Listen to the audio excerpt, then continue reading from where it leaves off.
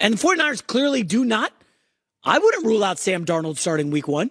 And Brock Purdy's maybe inactive if he's not ready coming back off the injury. But what if Trey Lance, folks? What if Trey Lance is not ready and he's inactive? It's getting messy in San Francisco. All right, coming up next hour on The Herd, Rick Bucher tells you if the Heat are done after game 1. A spotty draft, maybe reached a bit for the kid Gibbs, the running back out of Bama, and of course a linebacker in the first round. That doesn't make any sense. But I love the secondary additions. Cameron Sutton comes over. He's been rock in Pittsburgh, among other places. And C.J. Gardner-Johnson, remember from Philadelphia, very good nickelback. This is I got to say, this is a Detroit team that's going to be improved. Jeff Okudah obviously gone. So listen to John Lynch this week on Sirius XM on Trey Lance, the guy they traded up for but never plays. We're extremely high on Trey. The great thing for Trey and for Sam Darnold that we brought in is, with Brock off to the sideline, Brock had his first session throwing the other day, and everything's tracking great. But those guys have got the work in the off season, and they're both relishing that opportunity. Really proud of Trey. Trey came back off a broken and dislocated ankle, and he's out there has had a really, really quality off season. So we still remain very high on Trey. I'm just befuddled. What are we doing? Why is he talking in May and June about his quarterback leader? Brock Purdy's the leader in the clubhouse. He just started throwing again. Oh, I'm really proud of Trey. He's coming off that nasty injury. It was gruesome. You could see the ankle bent the wrong way. And he's been great. Like, why are you doing this? Unnecessary problems. 16 games or 15 games under 500 with the Raiders. But Carr is a massive upgrade over the poo-poo platter of quarterbacks they've had there since Drew Brees left. Carr, I think he could make a case to be one of the better quarterbacks in the NFC. Now, the NFC's down on the quarterback front. It's like Jalen Hurts and Dak Prescott. I don't know. It's pretty bleak. But Kirk Cousins and Derek Carr are right there in contention for number 2. And I do believe Carr and the Saints, they could be a 12-13 win team. Vegas seems to be a little light on them, which is a bit of a surprise to me. Number 4, Miami Dolphins. I do not like saying nice things about the Dolphins. As a Jets fan, I'm conditioned to dislike Miami. Dates back to that Dan Marino fake spike, but we don't need to talk about that. When you add Jalen Ramsey, one of the better cornerbacks in the league, and yes, I've called him a pile inspector on this show, and he did not like that. But Jalen Ramsey's a game changer in a secondary. They're going to lose Byron Jones. The other cornerback, Xavier Howard, very good. They're going to have a good secondary. They're going to have a really good team. The only question is the offensive line. But from an improved standpoint, Jalen Ramsey's definitely a big add for Miami. Number 3. Yes, here we go. Colin Special, the L.A. Chargers. Adding Kellen Moore as offensive coordinator is immense. 20 in Atlanta.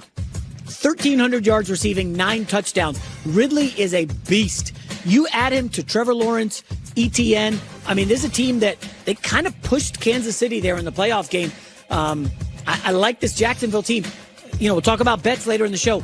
It ain't the worst bet in the world to say they win the most games in the AFC. That division is just absolutely putrid. Number 7. Let's go with the Denver Broncos. What's not to love about Sean Payton? They also got their offensive line, added Mike McGlinchey, stole him from San Fran, and Ben Powers. But, you could make an argument. Most improved? Are the Broncos like top 3? I had them down here at 7. I do love the Sean Payton addition. It's just the AFC is so tough. There's still a world where this team does miss the playoffs. Number 6. Let's go with the Baltimore Ravens. Lamar Jackson, they keep him. That squabble, that marriage that was on the rocks is back on. They add Odell Beckham. They arguably have, well, not arguably, they got the best wide receiving room, if you throw in the tight ends, that Lamar Jackson's ever had. Now, the new offensive coordinator, we'll see how that works out, Todd Monken. But I do think from an improved standpoint, this offense has all the pieces in place to be an 11 or 12 win team. They lose in the final game of the season to the Raiders. Herbert was extraordinary, and they missed the playoffs. Then they get to the playoffs. I think they led, was it like 27-0, 20-0, whatever it was, on the road in Jacksonville, and then blow the lead and lose the game. Listen, I can't say that phrase. I was going to say something that I can't say, but it's time to put up or shut up, basically, for the Chargers. And I think the improvement of Kellen Moore is huge.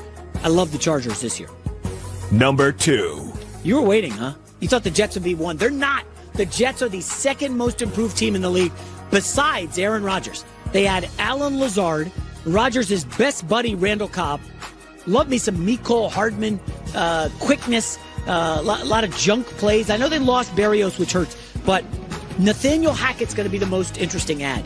How motivated is that dude going to be after getting run out of Denver in like 5 minutes in the NFL? But here's the good news. The last 2 teams to spend the most in free agency have seen an uptick of nearly 4 wins. The Patriots 2 years ago, they made the playoffs and lost. Last year, Jacksonville. This year, Chicago Bears. Here are some of the names they added. DJ Moore via trade. Dante Foreman, very good backup running back. Robert Tonyan, they stole from the Packers in the division. TJ Edwards, good linebacker. I don't love paying linebackers, but I digress. Tremaine Edmonds, another linebacker, young, talented. This is a team that got a lot better, folks. Justin Fields has help. Remember, they got Claypool last year at the deadline, so they got some depth on the outside. Chicago Bears, most improved team in the league, and one of my hottest takes for the upcoming NFL season. The Bears will win more games this year than the Green Bay Packers and Jordan Love, and that's going to send Packers fans spiraling because they got no sign Sam Darnold for a reason.